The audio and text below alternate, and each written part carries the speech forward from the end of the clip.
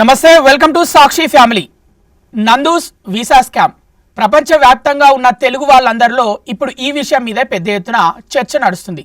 రోజుకొక బాధితుడు బయటకు వచ్చి లక్షల్లో మోసపోయాను అని చెప్పడం జరుగుతుంది. అలాగే మరి నందన పైన, మధుకర్ పైన అక్కడి ప్రభుత్వం ఏమైనా యాక్షన్ తీసుకుంటుందా అని అందరూ అనుకుంటున్నారు. మరి ఈ బాధితులు ఎలా నందనకి, మధుకర్కి పరిచయం అయ్యారు, అసలు అంత ఈజీగా ఎలా మోసపోయారు, ఇలాంటి సందేహాలే ప్రతి ఒక్కరిలో కలుగుతున్నాయి. ఈ సందేహాలన్నింటినీ తీర్చేందుకు మనతో పాటు ప్రస్తుతం మోసపోయిన బాధితుల్లో ఒకరు వెంకట్ గారు మనతో పాటు ఉన్నారు. నమస్తే అండి వెంకట్ గారు. నమస్తే అండి. ఓకే, చెప్పండి, మీరు ఎక్కడి నుంచి అండి? మీరు ఏ ఏరియా నుంచి? నేను గుంటూరు నుంచి అండి. గుంటూరు నుంచి. మొదటగా మీరు నందనాని అలాగే మధుకర్ని మీరు మొదటగా ఎలా సంప్రదించారు, ఎలా కాంటాక్ట్ అయ్యారు వాళ్ళు మీకు, ఎప్పుడు, ఎన్ని రోజుల క్రితం? అంటే ఇది 2023లో జరిగిందండి. 2023లో మా ఫ్రెండ్ వాళ్ళు ఇట్లా వాట్సాప్ లో జాబ్స్ ఉన్నాయని చెప్పి షేర్ చేస్తున్నారు. సో నేను కూడా గ్రూప్ లో జాయిన్ అయ్యాను. జాయిన్ అయినప్పుడు ఇట్లా పోస్టులు పెడుతున్నారు, లైక్ ఈ జాబ్స్ ఉన్నాయి అని చెప్పేసి. ఆ జాబ్స్ ఉన్నప్పుడు నేను కూడా కాంటాక్ట్ అయ్యాను మధు గారిని కాంటాక్ట్ అయినప్పుడు ఇట్లా నా ప్రాసెస్ నేను కూడా వీసా అయిపోతుందో టైప్ 2 వీసా వేసుకుందాం అనుకున్నా అని అడిగాను. అప్పుడు మధు గారు కేర్ వీసాలు అవి ఉన్నాయని చెప్పారు. సో దానికి ఇంత కాస్ట్ అవుతుందని చెప్పి 5 years కి ఒక ప్రైస్ చెప్పారు. 5 years కి కలిపి 16,000 పౌండ్లు ఛార్జ్ చేశారు నా కాడ. సో ఇది విత్ జాబ్ అని చెప్పారు ఫస్ట్.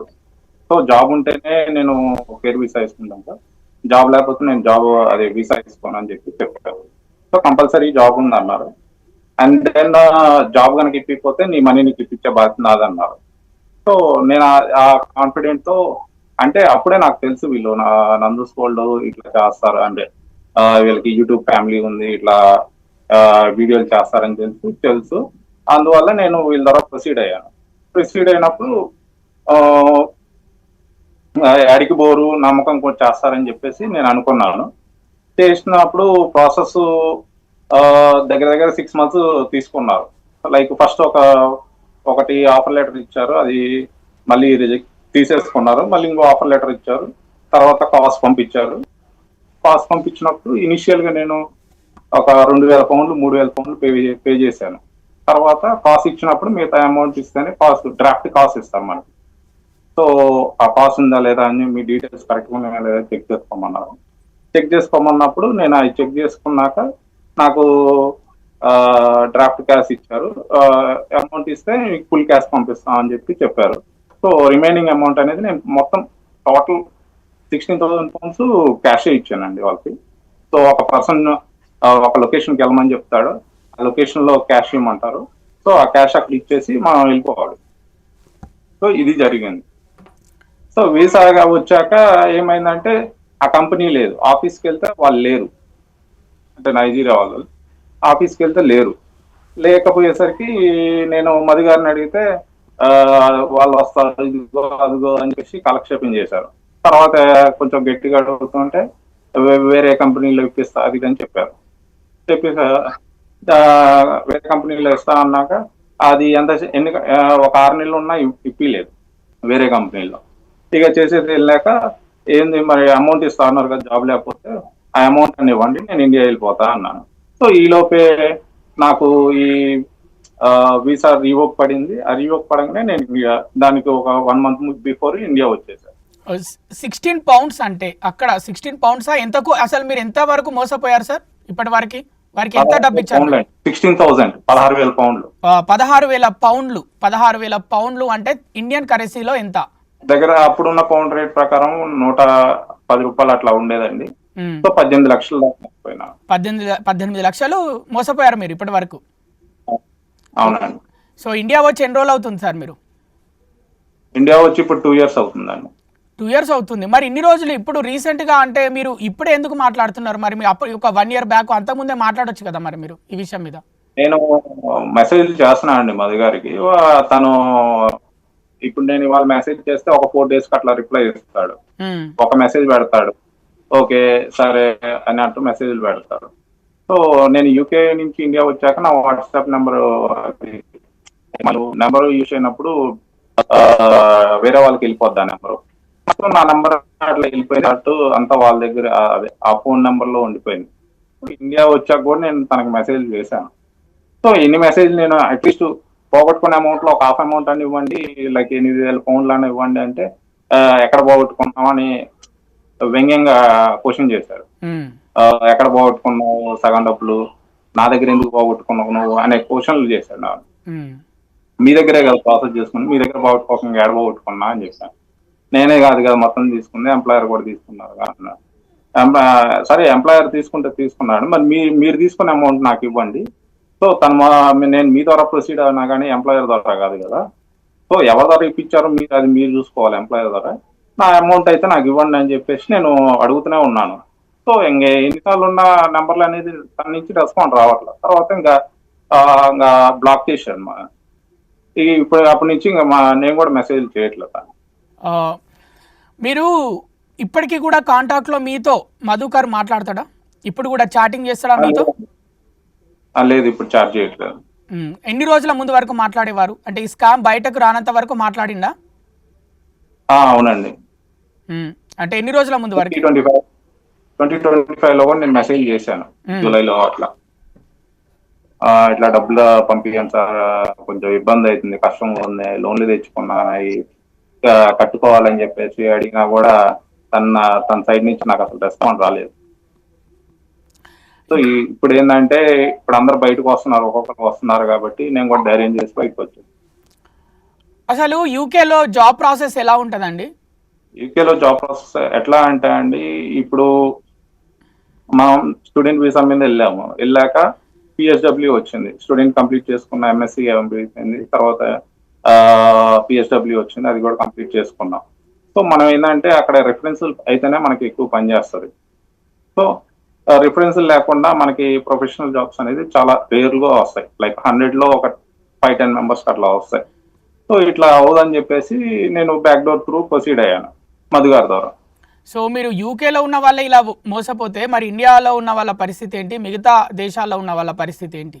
నేను యూకేలో మధు గారి ఆఫీస్ కూడా వెళ్ళానండి, డెస్టినీ ఆఫీస్ కోల్చెస్టర్ లో ఉంటుంది, అక్కడ కూడా వెళ్ళినప్పుడు లేరు, వాళ్ళ స్టాఫ్ ఉంటారు.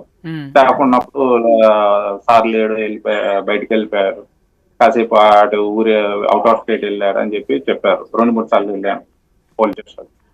మీరు యూకేలో ఎన్ని రోజులు ఉన్నారు సార్? అంటే ఎన్ని సంవత్సరాలు, ఎన్ని నెలలు? 4 years పైన ఉన్నాను. 4 years పైన ఉన్నారు కదా. అక్కడ ఏమైనా స్కామ్స్ జరిగితే, మోసాలు జరిగితే అక్కడ ఎలాంటి చర్యలు తీసుకుంటారు? పోలీసులు అయినా అక్కడి న్యాయ వ్యవస్థ అయినా ఎలాంటి చర్యలు ఉంటాయి? ఏమైనా ఐడియా ఉందా? 4 years ఉన్నారు కదా అక్కడ.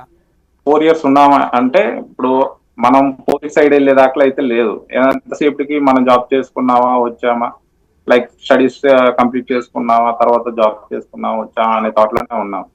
ఇక తర్వాత ఏంటంటే ఇప్పుడు పాసిబుల్ గా పోలీసులు అంటే ఎక్కడైనా భయపడతామా, సో అక్కడ కూడా అదే. ఇప్పుడు మనం ఈ రూట్ లో వెళ్ళాము, తనని కాంటాక్ట్ అయినప్పుడు నాకేం చెప్పాడంటే ఒక అగ్రిమెంట్, ఒక సర్టిఫికేట్ మీద సైన్ చేయించుకున్నాను నా దగ్గర. ఇదేందన్నా ఈ సర్టిఫికేట్ ఏంటంటే ఏం లేదు, ఇట్లా మా త్రూ రిక్రూట్ చేసుకున్నట్టు సైన్ చేయమంటే చేశాను. ఆఫ్టర్ దట్ ఇంకా నేను పోలీసులను కూడా కాంటాక్ట్ అవ్వలేదండి. ఓకే, మీరు పోలీసులను కాంటాక్ట్ అవ్వలేదు, అలాగే మీ టైం గడువు అక్కడ మళ్ళీ ఇండియాకి రావడానికి వీసా టైం వచ్చేసింది, మీరు వచ్చేసారు అంతే కదా? దానికన్నా ఒక 1 month ముందు వచ్చేసానండి. November లో నా వీసా రివోక్ అయింది, నేను జూన్ ఎండింగ్ లో అట్లా వచ్చాను. ఓకే, మరి ఇప్పుడు ఏమైనా నమ్మకం ఉందా మీకు? మీ 18 లక్షలు తిరిగి మీకు వస్తాయన్న నమ్మకం ఏమైనా ఉందా, అనిపిస్తుందా? అంటే ఇప్పుడు అందరు బయటకు వస్తున్నారు కదండి, అందరితో పాటు నేను కూడా వస్తే ఎంతో నాకు ఇప్పుడు లోన్లు కట్టుకునే ఉన్నాయి, చాలా లోన్స్ కడుతూనే ఉన్నాను. లైక్ అప్పుడు ఒకసారి 3 lakhs, ఒకసారి 5 lakhs అని కట్టుకుంటూనే ఉన్నాను. లైక్ వేరే వాళ్ళ దగ్గర ఇంట్రెస్ట్ తెచ్చుకొని ఆ లోన్ అమౌంట్ కట్టుకొని మళ్ళీ అమౌంట్ వాళ్ళకి ఇచ్చేసి, సో ఇప్పుడు కూడా నేను ఇంట్రెస్ట్ కడుతున్నాను. సో ఇంతమంది బాధితులు బయటికి రాకపోతే మీరు కూడా బయటికి వచ్చే వాళ్ళు కాదా? అంటే మీరు బయటకు వచ్చే వాళ్ళు వచ్చినందుకే మిగతా బాధితులు బయటకు వచ్చి లబోదిబోం అంటూ చెప్తున్నందుకే మీరు వచ్చారు అని అంటున్నారు. ఒకవేళ వాళ్ళు రాకపోతే మీరు అంతే కాము ఉండేవాళ్ళ? కాము ఉండేవాళ్ళంటే మనం ఎవరిని అప్రోచ్ అవ్వలేమండి, ఎందుకంటే వాళ్ళకున్న ఇన్ఫ్లుయెన్స్ కి నేను ఫస్ట్ చూశాను, ఉమ్, ఇట్లా కేసు పెడితే మళ్ళీ తిరిగి వాళ్ళ మీద కేసు పెట్టారు. ఉమ్, సో శివ గారు అనే తనకి తను ఆల్రెడీ నవంబర్ లో కేసు పెడితే తిరిగి తన మీద కేసు పెట్టారు. ఉమ్. సో అదే ఇవన్నీ చూసి ఈ కేసులకు వెళ్ళి మళ్ళీ అక్కడ మనీ పోగొట్టుకొని లాయర్లని కేసులని ఇవన్నీ మళ్ళీ ఎక్స్ట్రా అమౌంట్లు ఆడబెట్టుకుంటాం అని చెప్పేసి నేను సైలెంట్ గా ఉన్నాను. మీరు డబ్బులు అక్కడ క్యాష్ చెల్లించారని చెప్పినారు కదా స్టార్టింగ్ లో? అవునండి. ఓకే, క్యాష్ చెల్లించారు కదా, మీకు ఎలాంటి రిసిప్ట్లు అలాంటివి ఏమైనా ఇచ్చారా వాళ్ళు? ఏమో ఇవ్వరండి, జస్ట్ వాట్సాప్ లో మెసేజ్ పెడతాము ఇట్లా అమౌంట్ పంపించాను, సో అండ్ సో నెంబర్ ఇస్తారు వాళ్ళు. ఆ నెంబర్ కి ఆ అడ్రస్ ఇస్తారు, ఆ అడ్రస్ లో ఒక అమౌంట్ ఇవ్వమంటారు. ఇచ్చాక వాళ్ళకి మళ్ళీ మెసేజ్ పెడతాము, సరే ఇట్లా అమౌంట్ ఇచ్చాను మీ పర్సన్ అని చెప్పి వాళ్ళు ఓకే అని చెప్పి చెప్తారు. ఓకే, ఆ క్యాష్ మీరు ఎలా సంపాదించుకున్నారు అక్కడ యూకేలో? నేను ఇట్లా నాది పిహెచ్డబ్ల్యూ కదండి, పిహెచ్డబ్ల్యూ ఉన్నప్పుడు నేను ఫుల్ టైం చేసుకుంటాను. సో మంత్లీ నాకు ఎట్లా కదన్నా ఒక 2000 pounds అట్లా వస్తాను. ఫుల్ టైమ్ లో ఉన్నప్పుడు నేను నా సేవింగ్స్ ఉన్నాయి, ఇంకా కొంచెం అమౌంట్ నేను ఇండియా నుంచి లోన్లు మా పొలం ఉంటే అది లోన్ పెట్టుకొని ఆ సగం అమౌంట్ నా పిహెచ్డబ్ల్యూ మీద, సగం అమౌంట్ వీటి మీద నేను కట్టుకున్నాను. ఆ, అలాగే మీరు ఇప్పుడు డబ్బులు చెల్లించారు కదా సార్, మీరు ఆ డబ్బులు చెల్లించాక మళ్ళీ తర్వాత కొన్ని రోజుల తర్వాత ఎప్పుడైనా ఆఫీస్కి వెళ్ళడం లాంటివి అలాంటివి ఏమైనా చేశారా? డబ్బులు చెల్లించాకే వెళ్ళానండి ఆఫీస్ కి. తర్వాత అంటే అప్పుడు రెస్పాన్స్ ఎలా అనిపించింది మీకు? కంపెనీ ఆఫీస్ కి వెళ్ళానండి ఫస్ట్ కంపెనీ ఆఫీస్ కి 2-3 times వెళ్ళాను. వెళ్ళినప్పుడల్లా లాకేసే ఉంటది. ఇదేంటంటే ఒక చిన్న కంపెనీ అండి, ఒక ఆఫీస్ స్పేస్ లో ఒక చిన్న రూమ్ తీసుకుంటారు. ఆ ఆఫీస్ స్పేస్ లో ఇప్పుడు ఒక దాంట్లోనే ఒక 10-15 కంపెనీస్ ఉంటాయి, దాంట్లో చిన్న కంపెనీ ఇది. సో అక్కడికి పోయినప్పుడు ఎప్పుడు పోయినా క్లోజ్ చేస్తూ ఉంటది. పక్కన ఆఫీస్ వాళ్ళని కూడా అడిగాను, ఏం సార్ వీళ్ళు ఉండరా అంటే వాళ్ళు క్లోజ్ చేసి ఒక 2-3 months అవుతుంది, ఇప్పుడైతే లేరని చెప్పేసి చెప్పారు. తర్వాత మధు గారి ఆఫీస్ కూడా వెళ్ళానండి 2 సార్లు. వాళ్ళ స్టాఫ్ ఏమంటారంటే సార్ లేడు, బయటకు వెళ్ళాడు, ఒకసారి అవుట్ ఆఫ్ స్టేట్ వెళ్ళారని చెప్పి చెప్పారు. ఒకసారి దుబాయ్ వెళ్ళారండి, దుబాయ్ వెళ్ళినప్పుడు చెప్పారు ఇట్లా బయటకు వెళ్ళారు. అలాగే మీకు సిఓఎస్ లాంటివి ఏమైనా ఇచ్చారా? అంటే మీరు డబ్బులు చెల్లించారు కదా, సర్టిఫికేట్ ఆఫ్ స్పాన్సర్షిప్ లాంటిది ఏమైనా ఇచ్చారా మీకు? ఇచ్చారండి. ఎట్లా త్రూ ఎలా ఇచ్చారు? సిఓఎస్ ఇచ్చారు. అదే ఏ విధంగా త్రూ ఎలా ఇచ్చారు మీకు సిఓఎస్? వేరే కంపెనీ త్రూ ఇచ్చారండి. వీళ్ళు ఒక కంపెనీతో మాట్లాడుకున్నారు, అంటే మనకి బ్యాక్ ఎండ్ ఏం జరుగుతుందో తెలియదు, నాకు తెలిసినంత వరకు అయితే వీళ్ళు ఒక వేరే కంపెనీలతో లైక్ నైజీరియా కంపెనీస్ అంటారు కొంచెం బ్లాక్ పీపుల్, వాళ్ళతో మాట్లాడుకొని వాళ్ళ ద్వారా అక్కడ సెటిల్ అయిన వాళ్ళ కంపెనీస్ ఓపెన్ చేయించుకొని వాళ్ళ దగ్గర జాబ్స్ ఏ ఉండవు కాబట్టి చిన్న కంపెనీస్ కి ఇట్లా సిఓఎస్ ఇప్పిస్తారు, 4-5 calls వస్తాయి. అట్లా నాది కూడా ఇప్పించారండి. మీరు మోసపోయారు, మీకు మోసం జరిగింది అని మీకు మొదటిసారి ఎప్పుడు అనిపించింది ఈ విషయంలో? నందు స్కామ్ విషయం ఎప్పుడు జరిగిందంటే నాది వీసా వచ్చాకండి, ఇట్లా 2-3 బాధితులు అప్పటికి ఇట్లా వాట్సాప్ చాట్లో మా ఫ్రెండ్స్ చెప్పారు, ఇట్లా ఈ కంపెనీ ఇట్లా అయిందంట చూసుకోరా అని చెప్పేసి. అప్పుడు నేను ఆ పర్సన్స్ ని ఇట్లా ఇన్స్టా ద్వారానో వాటి ద్వారానో ఎంక్వైరీ చేశాను. ఇట్లా నాకు వీసా రాకముందే వాళ్ళకి వీసా వచ్చేసింది ఆ కంపెనీ. వాళ్ళని అడుగుతుంటేనే ఇట్లా కంపెనీ వాళ్ళు లేరు, వాళ్ళు వెళ్ళిపోయారు నైజీరియాకి అని చెప్పారు. సో అప్పుడు నేను అర్థం చేసుకున్నాను. దాని తర్వాతనే 2-3 సార్లు ఆఫీస్కి వెళ్ళి కనుక్కున్నాను, ఎంక్వైరీ చేశాను, ఆఫీస్ లో ఎవరు లేరు. సో అడిగితే ఏంటంటే ఇట్లా కాల్స్ చేసాం, కంపెనీ నెంబర్ ఉంటది కదా మనకి సిఓఎస్ ఇచ్చిన కంపెనీ నెంబర్, వాళ్ళకి కాల్ చేస్తేనేమో వాళ్ళు ఇట్లా ఎవరిచ్చారు నీకు కాల్స్ ఏమీ లేదు, నువ్వే మీ ఏజెంట్ ఎవరు తన్నే అడుగు మాట్లాడు తనతోనే మాట్లాడని చెప్పారు. అలాగే మీ డబ్బులు మీరు తిరిగి అడిగినప్పుడు ఏ విధంగా స్పందించారు? అంటే మెసేజ్ రూపకంగా అయినా, వాట్సాప్లో అయినా, లేకపోతే కాల్స్లో అయినా వాళ్ళు మాట్లాడిన పద్ధతి తీరు ఎలా ఉండేది? మామూలుగానే మాట్లాడతారండి. మనం ఇప్పుడు ఒక 20-30 మెసేజ్లు పెడితే ఈ రోజంతా ఒక 10 calls 20 calls చేస్తే ఒకసారి రెస్పాండ్ రాదు నాకు. మనం డబ్బులు కట్టక ముందు అయితే నువ్వు ఎప్పుడు కాల్ చేసినా లిఫ్ట్ చేసేవాళ్ళు, మెసేజ్ దగ్గర పెట్టగానే రిప్లై ఇచ్చేవాళ్ళు డబ్బులు కట్టక ముందు. డబ్బులు వాళ్ళ చేతిలో పోయినాక మనకి రిప్లై ఇవ్వడానికి 3 రోజులు 4 రోజులు, ఒక్కోసారి ఇప్పుడు ఇవాళ మార్నింగ్ మెసేజ్ పెడితే నైట్ ఎప్పుడో రిప్లై ఇవ్వడం అట్లా చేసేవాళ్ళు. అలాగే మీలాగా మోసపోయిన మిగతా బాధితులతో మీరు మాట్లాడడం జరిగిందా? మాట్లాడానండి, శివ గారి గురించే ఎప్పుడు తను బయటకు వచ్చారని చెప్పేసి తను కొంచెం సపోర్ట్ ఇవ్వడం వల్ల నేను కూడా ఇట్లా బయటకు వచ్చి మాట్లాడాను. ఓకే. అలాగే ఈ ఘటన అంటే దీనివల్ల మీరు 18 లక్షల వరకు మోసపోయారు. మీ కుటుంబం పైన ఎలాంటి ప్రభావం పడింది? నేను ఇప్పుడు కూడా అంటే మా నాన్న అడుగుతాడండి, ఎందుకు వచ్చావు ఏందని చెప్పాను, నేను ఇట్లా డబ్బులు పోగొట్టుకున్నాను. సో సగం అమౌంట్ నా జాబ్ మీద సంపాదించుకున్నాయి, సగం అమౌంట్ మా ఫాదర్ లోను పొలం మీద పెట్టి తెచ్చుకొని కట్టానండి. ఇక ఆ అమౌంట్స్ నేనే తీర్చుకుంటున్నాను. సో వాళ్ళ మీద బర్డెన్ పడకుండా నేను ప్రెసెంట్ అయితే ఇంట్రెస్ట్ వరకు పే చేస్తున్నానండి. ఈ విషయంలో మీరు ఫుల్ అమౌంట్ అయితే చెప్పండి. ఫుల్ అమౌంట్ అయితే అంతే ఉన్నాయండి. వాటి మీద ఇప్పుడు నేను చేసిన లోన్ల మీద వాటికి ఇంట్రెస్ట్ కడుతున్నా ప్రెసెంట్, ఇప్పుడు కూడా 2 years అవుతుంది. అలాగే మరి ఈ విషయంలో మీరు కోరుకునే న్యాయం ఏంటి సార్? అసలు మీకు ఎలాంటి న్యాయం జరగాలి? మీ డబ్బులు మీకు పూర్తిగా రావాలి అంతేనా? డబ్బులు పూర్తిగా రావాలి, వీళ్ళు ఇంకొకళ్ళు మోసం చేయకూడదు. ఇంకొకళ్ళు ఎవరైనా చేపించుకునే వాళ్ళు ఉంటే వాళ్ళు మోసపోకుండా చూసుకోవాలండి. ఈ ఇట్లా అవేర్నెస్ వచ్చినా ఇంకొకళ్ళు చేసుకునే వాళ్ళు వాళ్ళ ద్వారా చేసుకోకుండా ఉంటారు కదా ప్రాసెస్. అలాగే ఈ సంఘటన తర్వాత విదేశాలకు వెళ్ళాలనుకునే అంటే ఉద్యోగరీత్యా వెళ్ళాలనుకునే వాళ్ళ ఆలోచన మారనుందా? మారితే బెస్ట్ అండి. ఇక్కడ ఉండి చేసుకోవడం, ఈ బ్యాక్ డోర్ ద్వారా ఎక్కడ వెళ్ళినా కానీ ఇదే ప్రాబ్లం. నేను అక్కడ ఫేస్ చేసిన కాబట్టి ఇక్కడ కూడా నేను వేరే ద్వారా బ్యాక్ డోర్ ద్వారా అయితే వెళ్ళకూడదని ఫిక్స్ అయిపోయినాను. సో సొంతగానే చిన్న జాబ్ చేస్తాను. అలాగే సోషల్ మీడియా ప్రభావం అంటే మీ నిర్ణయంపై ఎంతవరకు అంటే ప్రభావం చూపింది? అంటే ఇప్పుడు సోషల్ మీడియా ఎక్కువగా ఉంది, మీరు ఈజీగా ఇప్పుడు బయటకు వచ్చి చెప్తున్నారు. ఎప్పటి నుంచో ఉంది సోషల్ మీడియా? అసలు మీరు సోషల్ మీడియాని ఎందుకు వాడుకోలేదు? అంటే బయటకు వస్తే ఒక ఫియర్నెస్ అనేది ఉంటది కదండి. ఇట్లా మన ఇంటి పక్కన వాళ్ళు ఇట్లా అబ్బాయి డబ్బులు పోగొట్టుకున్నాడు అంట కాదు ఇది అని చెప్పి ఆ అవేర్నెస్, మన రిలేటివ్స్ లోనే వాళ్ళు ఇట్లా అంటారు డబ్బులు పోగొట్టుకున్నారు అంటారని చెప్పేసి నేను మాట్లాడలేదండి.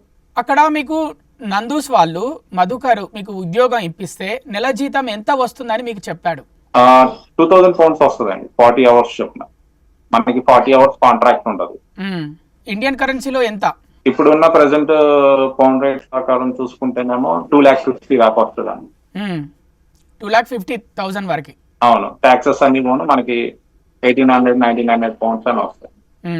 సో మీరు ఇంతకు ముందు అక్కడ చేస్తున్న ఈ 4 సంవత్సరాలు అక్కడ చేస్తున్న వేరే జాబ్ ఏంటి?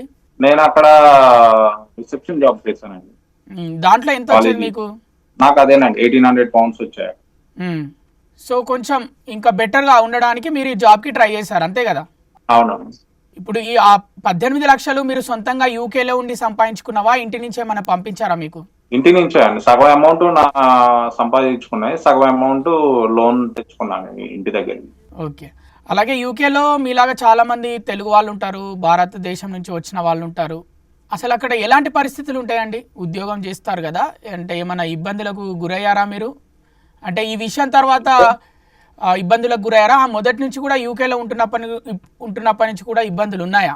మనకి వీసా స్టూడెంట్ గా ఉన్నప్పుడు, తర్వాత పిహెచ్డబ్ల్యూ ఉన్నప్పుడు ఇబ్బందులు ఏం ఫేస్ చేయలేదండి. ఎందుకంటే మన పని ఏదో మనం చేసుకుంటాం. లైక్ స్టూడెంట్ గా ఉన్నప్పుడు కాలేజీకి వెళ్ళి రావడం, పార్ట్ టైం ఉంటే 20 hours పార్ట్ టైం చేసుకుని రావడం ఉంటుంది. ఆఫ్టర్ దట్ పిహెచ్డబ్ల్యూ లో ఉన్నప్పుడు మనకి 40 hours ఫుల్ టైం అనేది వస్తుంది. ఆ 40 hours చేసుకుంటాము, మన పని ఏదో మనం చేసుకుంటాం. ఇంటికి వచ్చి మన వరకు లైక్ కుకింగ్ కానీ ఏదో ఒకటి చేసుకుంటా ఉంటాం. బయట వాళ్ళు ఏం చేస్తున్నారు, ఎవరు ఎట్లాంటి వాళ్ళు అనేది మనకి తెలియదు. ఇక్కడ సాయంత్రం అయితే బయటికి పోయి కాసేపు మాట్లాడొస్తాం, అక్కడ అట్లా ఉండదండి. మా జాబ్కి పోయామా, ఇంటికి వచ్చి రూమ్ లో ఉన్నామా అన్నట్టే ఉండదు. అక్కడ మీరు ఒక్కరే ఉండేవారా రూమ్ లో? మిగతా తెలుగు వాళ్ళు ఇంకెవరైనా ఉండేవారా? నేను మా ఫ్రెండ్స్ తో ఉండేవాళ్ళం, 3-4 ఫ్రెండ్స్ తో. ఓకే, వాళ్ళు తెలుగు వాళ్ళేనా? తెలుగు వాళ్ళే. నన్ను చూసి వాళ్ళు వేసుకోకుండా ఇంకా ఎందుకు మా మనీ పోగొట్టుకోవడం అని చెప్పేసి వాళ్ళు వేయలేదు. ఒకళ్ళు ఇద్దరు ఆడే ఉన్నారు, ఒకళ్ళు జాబ్ తెచ్చుకున్నారు, ఒక ఇద్దరు ఇండియా వచ్చారు. ఇప్పటి వరకు కనీసం ఒక్కసారి కూడా మీరు మధుకర్ని కలవలే అంతే కదా? మధుకర్ని కలవలేదండి, ఆఫీస్కి అయితే వెళ్ళాను. అంటే ఇవన్నీ ఫోన్ లోనే మాట్లాడతారు, లైక్ అమౌంట్లు కానీ ఇది ఏమైనా ఉండాలన్నా ఫోన్ లోనే మాట్లాడతారు. వాళ్ళు అసలు ఆఫీస్ లో ఉంటారండి. మధుకర్ అడ్రస్ అయినా తెలుసా మీకు? యూకేలో ఆయన ఎక్కడ ఉంటారో ఏంటో అనేది? కోల్చెస్టర్ లో ఉంటారండి. మరి కనీసం వెళ్ళే ప్రయత్నం కూడా చేయలేదా మీరు అక్కడ ఉన్నప్పుడు? అంటే వన్స్ మోసపోయాను అని తెలిసాక? లేదండి, ఇంటి అడ్రస్ వాళ్ళు చెప్పరు మనకి, వేరే కాంటాక్ట్స్ కూడా రాలేదు. ఓన్లీ ఆఫీస్ అడ్రస్ పబ్లిక్ గా ఉంటది. ఓకే, ఆఫీస్ అడ్రస్ మాత్రమే పబ్లిక్ గా ఉంటది. మీరు ఆఫీస్కి అంటే ముందు డబ్బులు పంపించేశారు, తర్వాత ఆఫీస్కి వెళ్ళారు, తర్వాత అక్కడ ఎవరు లేరు అని కూడా చెప్పారు మీరు. స్టాఫ్ ఉంటారు, ఒక ఇద్దరు లేడీ స్టాఫ్ ఉంటారు, వాళ్ళు ఉన్నప్పుడు చెప్తారు అసలు లేరు అని చెప్పి. అసలు ఎలాంటి జాబ్, మీరు ఎలాంటి జాబ్ కోసం ట్రై చేశారు, ఎలాంటి కంపెనీలు ఉన్నాయి వాళ్ళకి, అసలు ఎలా నమ్మారు ఈ విషయాలన్నీ మీరు అంత ఈజీగా? అంటే తెలుగు వాళ్ళు అనే ఒక విషయం మీదనే మీరు నమ్మారా, లేకపోతే నిజంగానే వాళ్ళని చూసి వాళ్ళ ద్వారా అవుతుంది జాబ్ రావడం అని నమ్మారా? తెలుగు వాళ్ళు ప్లస్ యూట్యూబ్ లో చేస్తున్నారు, కొంచెం నమ్మకం చేస్తారు వాళ్ళది. ఒక టీవీలో చూసానండి, టీవీ వాళ్ళు కష్టపడి వచ్చారు అనేది చెప్పి చూసాను ఆ వీడియో ఒకటి. సో ఆ వీడియోని కొంచెం ఇన్స్పిరేషన్ తీసుకొని వీళ్ళ ద్వారా ప్రాసెస్ చేసుకున్నాను. సో ఇప్పటికైతే మీరు ఇండియాలో ఉన్నారు, మళ్ళీ యూకే వెళ్ళే ఉద్దేశం ఏమైనా ఉందా మీకు? లేదండి, ఇప్పటికైతే ఏం లేదు. ఇక యూకే వెళ్ళరు, ఇండియాలోనే ఉంటారు ఇక. అంతే అండి. ఓకే, మరి అక్కడి గవర్నమెంట్కి మీరు బాధితులు అందరూ మరి ఇప్పుడు టచ్లో ఉన్నారా, మాట్లాడుకుంటున్నారా? అక్కడి గవర్నమెంట్కి ఏమైనా కంప్లైంట్ ఇచ్చే అవకాశం అక్కడ ఉన్న వాళ్ళకి ఏమైనా ప్రయత్నం చేస్తున్నారా అలాంటివి? ఉంటే కాంటాక్ట్ అవుతామండి, కాంటాక్ట్ అయ్యి మాట్లాడతాం. సో నా దగ్గర అన్ని ఉన్నాయి, లైక్ మధు గారు ఇచ్చిన కాస్ట్ సిఓఎస్ కానీ, వీసా రివోక్ అయింది 6 months కి, ఆ రివోక్ లెటర్ ఉంది, అన్ని డాక్యుమెంట్స్ ఉన్నాయి నాకు. రమానందన అంటే నందన రీసెంట్ గా ఒక వీడియో రిలీజ్ చేసింది, నాకు ముఖ్యంగా నాకు ఈ స్కామ్ తోటి ఎలాంటి సంబంధం లేదు అని అయితే క్లియర్ గా చెప్పడం జరిగింది. సో ఆ వీడియో పైన మీ అభిప్రాయం ఏంటి? ఆవిడ అభిప్రాయం పైన మీరు ఏం చెప్పాలనుకుంటున్నారు? నేను ప్రాసెస్ చేసుకున్నప్పుడు తనైతే ఇన్వాల్వ్ కాలేదండి, కాకపోతే నా తర్వాత చేసుకున్న వాళ్ళు ఇట్లా అమౌంట్లు పంపించుకోవడం తనకి తెలియకుండా అయితే ఉండదండి. ఇది ఏంటంటే వాళ్ళు ఇద్దరు ఆఫీస్ కలిసి నడిపేదారు, సో ఇద్దరికి తెలిసే నడుస్తుంది ఇది. సో ఇద్దరికి తెలిసే నడుస్తుంది అని మీరు ఫిక్స్ అయిపోయారు. ఇక్కడ ఏమైనా ఇండియాలో ఇండియన్ గవర్నమెంట్కి ఇక్కడున్న వాళ్ళకి మీరు ఏమైనా చెప్పాలనుకుంటున్నారా? మీరు బాధితులందరూ అందరూ బయటకు వచ్చి వాళ్ళ మీద కేసు పెడితే ఇంకొకరు అన్యాయం జరగకుండా ఉండాలి. ఓకే, మరి అలాంటి ప్రయత్నాలు ఏమైనా చేస్తున్నారా, మాట్లాడుకుంటున్నారా డైలీ? మరి మాట్లాడుతున్నాను విక్టిమ్స్ తో, నేను కూడా మాట్లాడుతున్నాను. సో సపోర్ట్ అప్పుడు అంటే నేను ఒక్కనే మాట్లాడలేదు, ఇప్పుడు నా బయటకు వచ్చారు కాబట్టి నాకు కూడా ఒక వచ్చి మాట్లాడాలి అని నాకు. అసలు మీరంటే 18 లక్షలు, మిగతా వాళ్ళు బాధితులు మీతో మాట్లాడుతున్నారు కదా, వాళ్ళు ఎన్ని లక్షల్లో మోసపోయామని చెప్తున్నారు మీతో?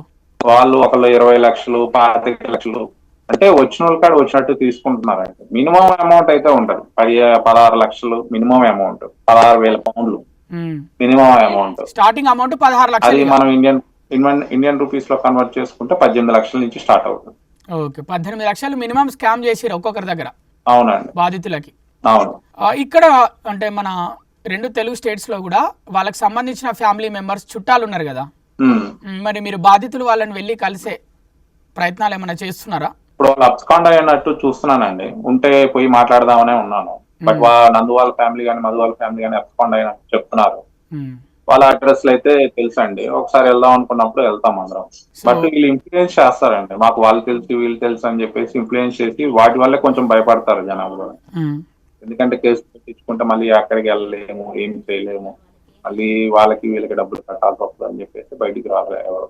రమానందన్ అంటే నందన లాయర్ చెప్తున్నారు అనమాట, వాళ్ళు బ్రిటిష్ పాస్పోర్ట్ హోల్డర్స్, వాళ్ళకు ఏమీ కాదు అని కూడా చెప్తున్న పరిస్థితి. ఏమంటారు మరి మీరు? బ్రిటిష్ పాస్పోర్ట్ హోల్డర్లు అయినా వాళ్ళు చేసిన స్కామ్స్ అయితే బయటపడుతుందండి. ఎందుకంటే వాళ్ళు బిజినెస్ చేసినప్పుడు రిక్రూటింగ్ అంటున్నారు కదా, రిక్రూటింగ్ అమౌంట్ అంతా వాళ్ళ బిజినెస్ అకౌంట్ లోకి వెళ్ళాలి కానీ పర్సనల్ అకౌంట్ లోకి క్యాష్ కి వెళ్ళకూడదు కదండి. సో వాళ్ళు స్కామ్ చేశారు. మీరు మనీ ట్రాన్స్ఫర్ ఎక్కడ చేశారు? వాళ్ళ పర్సనల్ అకౌంట్ కి చేశారా, లేకుంటే మీరు క్యాష్ ఇచ్చారని చెప్పారు కదా? కంప్లీట్ క్యాష్ ఇచ్చారు కదా మీరు. సో మిగతా వాళ్ళు బాధితులు అందరూ కొంతమంది చెప్తున్నారు కదా పర్సనల్ అకౌంట్ కి కూడా ట్రాన్స్ఫర్ చేశామని. ఇండియాలో ఉన్న వాళ్ళు అయితే ఇట్లా పర్సనల్ అకౌంట్ కి ట్రాన్స్ఫర్ చేశారు. యూకే లో ఉంటే మటుకు వాళ్ళు కంపల్సరీగా పౌండ్స్ ఇవ్వమంటారు. ఓకే, సో ఎందుకంటే బిజినెస్ అది యూకే అకౌంట్స్ లోకి హెవీ అమౌంట్స్ పడితే ఏంటంటే బ్లాక్ చేస్తారు. యాక్చువల్ గా ఒక 2,000 పౌండ్స్ అంటే ఒక 2 లక్షల అమౌంట్ పర్సనల్ అకౌంట్ లో పడితే ఇమీడియట్ గా బ్లాక్ అయిపోతుంది, ఫ్రీజ్ చేస్తారు. ఈ అమౌంట్ నీకు ఎక్కడి నుంచి వచ్చాయి, ఎందుకు వచ్చాయి అని పడ్డాయి. అందుకని చెప్పి ప్రతి అమౌంట్ క్యాష్ అడుగుతారు వాళ్ళు. ఓకే, సో అందుకే క్యాష్ రూపకంగా మీరు పే చేశారు. అవునండి. ఓకే. అలాగే వాళ్ళ బాబు ఫంక్షన్కి కూడా చాలామంది బాధితులు మనీ పే చేశారు అని కూడా తెలుస్తుంది. మీకు ఏమైనా ఐడియా ఉందా? చేశారండి. అప్పుడు ఇప్పుడు వాళ్ళంతా సినిమా సెలబ్రిటీలు అయితే కాదు కదండి. మ్మ్. బౌన్సర్లు పెట్టుకున్నారు బయట. ఇప్పుడు అన్నోన్ పర్సన్స్ ఇట్లా ఇట్లా విక్టిమ్స్ ఎవరైనా వస్తే బౌన్సర్లు పెట్టుకోవాల్సిన అవసరం ఏముందండి? మ్మ్.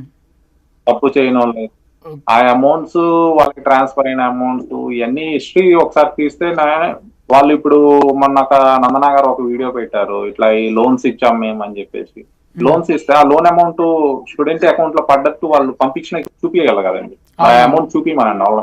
అలాగే సోషల్ మీడియాలో పాపులర్ అయ్యి ఇలా అందరినీ గుడ్డిగా నమ్మిస్తూ స్కామ్లు చేసే వాళ్ళపైన మీరు ఏం చేయాలనుకుంటున్నారు? అంటే ఇక్కడ కూడా భారత్లో మన 2 తెలుగు స్టేట్స్లో కూడా ఈ మధ్య అలాంటి వార్తలు తరచుగా వస్తున్నాయి. ఏమంటారు?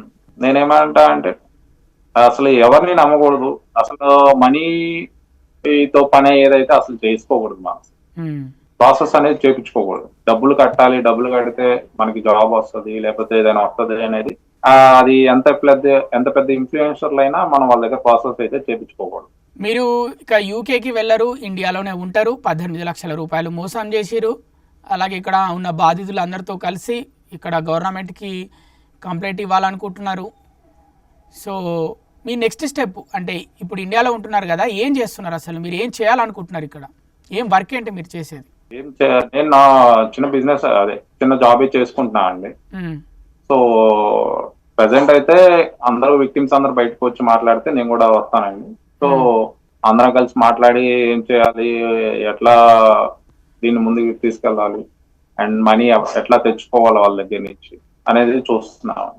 వాళ్ళు బాగా నందన అలాగే మధుకర్ ఇన్ఫ్లుయెన్స్ వాడుతున్నారు అని మీరు చెప్తున్నారు. ఎలాంటి ఇన్ఫ్లుయెన్స్? ఎవరు వాళ్ళ వెనకాల ఉంది? ఎవరు? ఏమైనా ఉందా మీకు ఐడియా? వాళ్ళ పేర్లు ఏమైనా తెలుసా? తెలిసినా చెప్పకూడదు కదండి. ఎందుకు చెప్పొద్దు? అంటే మీరు మోసపోయారండి, మీరు డబ్బులు మోసపోయారు కదా, 18 లక్షల రూపాయల వరకు మోసపోయారు. మళ్ళీ వెళ్ళి అడుగుతానేమో మాకు వీళ్ళు తెలుసు వాళ్ళు తెలుసు, వీళ్ళతో మాట్లాడిస్తున్నారు వాళ్ళతో మాట్లాడిస్తున్నారు అని ఇన్ఫ్లుయెన్స్ చేస్తున్నారని మీరే అంటున్నారు. వాళ్ళతో ఇన్ఫ్లుయెన్స్ అయితే ఉంది వీళ్ళకి.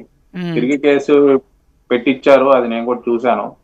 శివక్రాంతి కుమార్ తను కేసు పెట్టాడు, తిరిగి తన మీద కేసు పెట్టించారు వీళ్ళు. సో అందుకే మీరు కూడా ముందు వెనుక ఆలోచిస్తున్నారు. అవునండి. నేను ఈ కేసుల మట్టి చేసుకోలేను నేను. మధుకర్ మాట తీరు ఎలా ఉంటదండి? మధుకర్ మాట తీరు ఎట్లా అంటే సైలెంట్ గానే ఉంటాడు, మెదలకుండానే ఉంటాడు. ఎక్కడ చేయాలో అక్కడ చేస్తారండి, ఎట్లా చేయాలో ప్రాసెస్ అట్లా చేస్తారు. మీ ఐడియా ప్రకారం ఇప్పటి వరకు వాళ్ళు ఎంత సంపాదించుండొచ్చు ఈ స్కామ్ పైన? నాకు తెలిసినంత వరకు అయితే ఒక 100 కోట్ల పైన సంపాదించుంటారు. అంతా మన తెలుగు వాళ్ళేనా?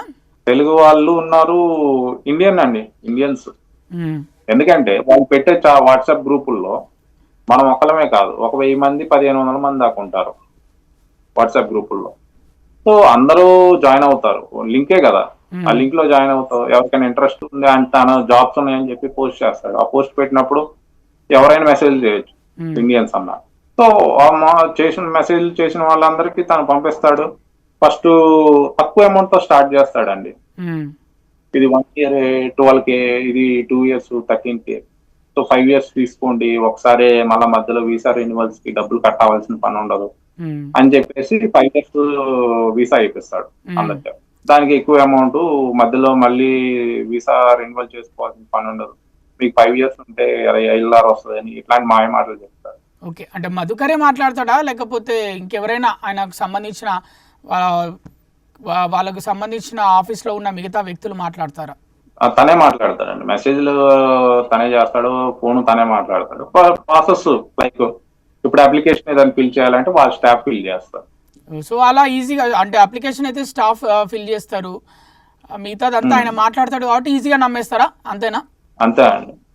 మరి అప్పుడు నందన గారు ఎక్కడ ఉన్నారు అన్ని అయినప్పుడు మనం ఎక్కడికి వెళ్తామండి? ఆఫీస్కే కదా వెళ్ళేది, ఏదైనా ప్రాబ్లం వచ్చినప్పుడు. సో ఆఫీస్కి వెళ్ళినప్పుడు వాళ్ళు ఉండరు, వాళ్ళు ఉన్నా గానీ మనకేంటంటే డైరెక్ట్ యాక్సెస్ ఉండదు, లాక్ ఉంటుంది, లాక్ సిస్టమ్. సో ఎక్కడికి వెళ్ళాలన్నా ఆఫీస్ లోపలికి వెళ్ళాలని అవుట్డోర్ నుంచే మనకి కీ సిస్టమ్ ఉంటుంది, లాక్ సెన్సార్ టైప్.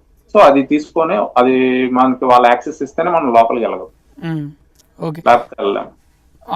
మీరు మధుకర్తో మాట్లాడుతున్నప్పుడు నందన గురించి అడగరా? అంటే ఎవరు కాల్స్లో నందన గారితో మాట్లాడాలండి అంటే, ఎందుకంటే నందన వల్లనే కదా మధుకర్ అనే వ్యక్తి కూడా ఫేమస్ అయింది, నందన వల్లనే కదా నందూస్ వరల్డ్ అనేది బాగా ఫేమస్ అయింది. అవును. అంటే ఇక తర్వాత మీరు మొత్తం ఇక నందన గురించి పూర్తిగా మర్చిపోయి ఓన్లీ మధుకర్ గారితో జాబ్ గురించే ఇంకా పూర్తిగా అంతా. ఓకే. అంటే ఇద్దరు కలిసి చేస్తారు కదండి. ఇప్పుడు ఇంట్లో వైఫ్ అండ్ హస్బెండ్ ఉంటే వైఫ్ కి తెలియకుండా హస్బెండ్ ఏం చేయడు కదా. ఓకే. సో ఇప్పుడైతే నందన పూర్తిగా చెప్పేస్తుంది వీడియోలో, నాకు ఎలాంటి సంబంధం లేదు, అంతా నాకు తెలియకుండా జరిగింది అని, దీంతో నాకు ప్రమేయం లేదు అని చెప్తున్నారు. ఒకవేళ మీరు ఇలాంటి కేసులు పెట్టాలన్నా కంప్లైంట్ ఇవ్వాలన్నా దాంట్లో మీరు నందన పేరు చేర్చుతారా? ఎందుకంటే ఇన్ఫ్లుయెన్స్ అయింది నందన వల్ల, నందూస్ వరల్డ్ వల్ల, అంటే బాగా వాళ్ళు పాపులర్ కాబట్టి. నేను ఇన్ఫ్లుయెన్స్ అయ్యాను. మీకు మిమ్మల్ని చీట్ చేసిందేమో మధుకర్. ఇద్దరు కలిసే చేస్తారు. తనను చూసే నేను వీళ్ళు ఒక మంచి ఫ్యామిలీ యూట్యూబ్ వీడియోస్ చేస్తున్నారు, తనను చూసి నేను ఇన్స్పైర్ అయ్యి తనకి ఇచ్చాను. నందన ఎప్పుడైనా మాట్లాడిందా మీతోటి? లేదండి, మాట్లాడలేదు ఒకసారి కూడా. లేదండి, ఓన్లీ మధుకరే. ఓకే. ఇక్కడ మీరు మధుకర్ గురించి మిగతా బాధితులు ఏం చెప్పారు? అంటే వాళ్ళు అంటే మీరు చెప్తున్నారు, మీ శైలి మీరు చెప్పారు, మిగతా బాధితులు వేరేలాగా ఏమైనా చెప్పినప్పుడు మీరు ఏమైనా ఆశ్చర్యపోయారా? ఇట్లా కూడా చేశాడు అని, అంటే ఏమైనా కొత్త కోణం ఏమైనా ఉందా? అంటే వాళ్ళ వెనకాల మధుకర్ వెనకాల ఇంకెవరైనా ఉన్నారు అని భావిస్తున్నారా? వాళ్ళకైతే నాకు తెలిసి వాళ్ళే చేశారు ప్రాసెస్ అంతా, స్కామ్ అంతా వాళ్ళ చేతిలోనే ఉంది. వాళ్ళు ఒకరికి ఏమి ఇయ్యరు, వాళ్ళే యూఎస్లు తెప్పించుకుంటారు, వాళ్ళే ఇస్తారు. అంటే ఈవెన్ కంపెనీ వాళ్ళకి కూడా తెలియకుండా వీళ్ళు ప్రాసెస్ తెప్పించుకుంటారు. సో వాళ్ళ వెనకాల ఎవ్వరు లేరని మీరు క్లియర్ గా నమ్ముతున్నారు? అవునండి, వాళ్ళే చేశారు ఇది అంతే. వాళ్ళిద్దరి వల్లనే సాధ్యమైంది అంటారా? దాదాపు 100 కోట్లకు పైగా స్కామ్. అవునండి, ఇద్దరి వల్ల తనే చేశాడు ఎక్కువ, అధికారి ఎక్కువ. నందన గారు నాకు తెలిసి ఇన్వాల్వ్ అయ్యారు, మొత్తం సగం నుంచి ఇన్వాల్వ్ అయ్యారు, ఫస్ట్ లో లేకపోయినా. ఇండియన్స్ తో డీల్ చేసే వాళ్ళతో మోస్ట్లీ తను ఇన్వాల్వ్ అయ్యారు. యూకేలో డీల్ చేసే స్టూడెంట్స్ తో లేరు, కానీ ఇండియన్ స్టూడెంట్స్ అయితే ఉన్నారు, లైక్ ఇండియా నుంచి ప్రాసెస్ చేసుకునేవారు.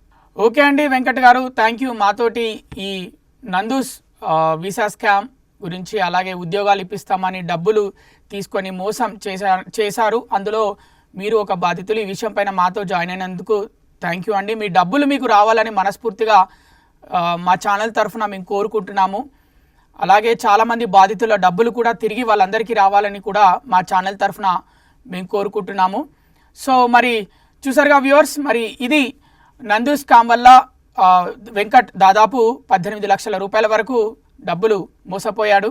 అలాగే చాలామంది బాధితులు కూడా మోసపోయారు. ఇది ఆయన వివరణ. మరి ఇక్కడ త్వరలో బాధితులందరూ కలిసి వెళ్ళి గవర్నమెంట్కి కలిసి కంప్లైంట్ ఇద్దామని ఆలోచనలో ఉన్నట్టయితే తెలుస్తుంది అని వాళ్ళైతే చెప్తున్నారు.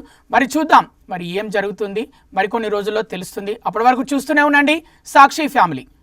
సాక్షి టీవీ ప్రసారాలను నిలిపివేయటం చట్టరీత్యా నేరం. సాక్షి టీవీ ప్రసారాల కోసం మీ స్థానిక కేబుల్ ఆపరేటర్ను వెంటనే సంప్రదించండి. DTHలో ఇంటర్నెట్లో కూడా సాక్షి టీవీ ప్రసారాలను వీక్షించవచ్చు.